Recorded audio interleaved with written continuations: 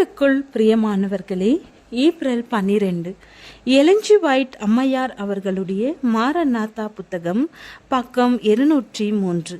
இன்றைய தியானத்திற்காக தெரிந்து கொள்ளப்பட்ட தலைப்பானது ஜீவனுக்கான வழி. வசனம் மத்தேயு 7வது அதிகாரம் வசனம் 13-14. இடுக்கமான வாசல் வழியாய் உட்பிரவேசியுங்கள். கேட்டுக்கு போகிற வாசல் விரிவும் வழி விசாலமுமாயிருக்கிறது. அதன் வழியாய் பிரவேசிக்கிறவர் அநேகர். ஜீவனுக்கு போகிற வாசல் இடுக்கமும் வழி நெருக்கமுமாயிருக்கிறது. அதை கண்டுபிடிக்கிறவர்கள் சிலர். இடுக்கமான பாதையிலே பிரவேசிக்க வேண்டும் என்று கிறிஸ்து நம்மை அழைக்கிறார்.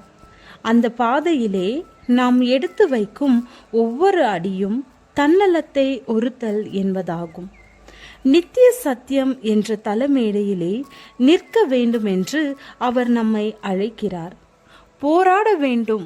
ஆம், பரிசுத்தவான்களுக்கு ஒருமுறை ஒப்புவிக்கப்பட்ட விசுவாசத்திற்காக ஊக்கமாக போராட வேண்டும். உலகத்தின் முடிவை நாம் நெருங்கிக் கொண்டிருக்கும் பொழுது துரைத்தனங்களும் அதிகாரங்களும் உயர்ந்த இடங்களிலே காணப்படுகின்ற ஆவிக்குரிய துன்மார்க்கமும் சத்தியத்திற்கெதிரான போராட்டத்தில் முழுமையாக கொண்டு வரப்படும் பொழுது கூடுமானால் தெரிந்து கொள்ளப்பட்டவர்களையும் வஞ்சிக்கத்தக்கதான அளவிற்கு சாத்தானின் வஞ்சிக்கும் வல்லமை மிகவும் அதிகரிக்கும் பொழுது சாத்தானின் உபாய தந்திரங்களை பற்றி அறிவற்றவர்களாய் இருந்து விடாதபடிக்கு தெய்வீக அறிவின் ஒளியூட்டுதலின் மூலமாக நமது பகுத்தறிவு கூர்மையாக்கப்பட வேண்டும். தேவன் பரிசுத்த தூதர்களின் ஒத்துழைப்பை நமக்கு கொடுப்பதின் மூலம் நமது ஊழியம் ஒரு மகிமையான வெற்றியை அடைவதை சாத்தியமாக்கி இருக்கிறார். ஆனால் சிதறி கிடக்கும் ஒரு முயற்சியின் மூலம் வெற்றி கிடைக்காது. சபையில் உள்ள அனைத்து அங்கத்தினர்களும் இணைந்து செயல்படும் செல்வாக்கே தேவையா இருக்கிறது. ஈனோக்கை போல தேவனோடு நடந்து கிறிஸ்துவை உலகிற்கு எடுத்து காட்டுகிற மனிதர்களே சபையின் இன்றைய தேவையாகும். மேலான ஒரு படித்தரத்தை சபையின் அங்கத்தினர் அடைவது ஒரு அவசியமான காரியமாகும். சுயத்தை கண்ணிற்கு புலப்படாத அளவிற்கு மறைத்து கிறிஸ்துவுடனே கூட சிலுவையில் அறையப்பட்டேன். ஆயினும் பிழைத்திருக்கிறேன். இனி நான் அல்ல, கிறிஸ்துவே எனக்குள் பிழைத்திருக்கிறார். நான் இப்பொழுது மாம்சத்தில் பிழைத்திருக்கிறதோ என்னில் அன்பு கூர்ந்து எனக்காக தம்மை தாமே ஒப்பு கொடுத்த தேவனுடைய குமாரனை பற்றும் விசுவாசத்தினாலே பிழைத்திருக்கிறேன் என்று சொல்லும்படியாக வாழ்கிறவர்களுடன் தொடர்பு கொள்ள பரலோகத்தின் தூதர்கள் காத்து கொண்டிருக்கிறார்கள்.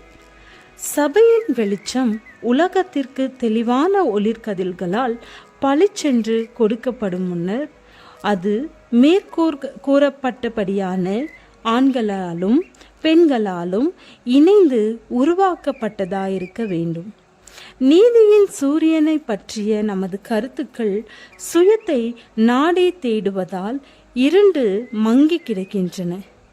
அநேகர் சுயத்தில் திளைப்பதால் தங்கள் மீது சாத்தானின் அடக்கி ஆளுதலை அனுமதிக்கிறார்கள்.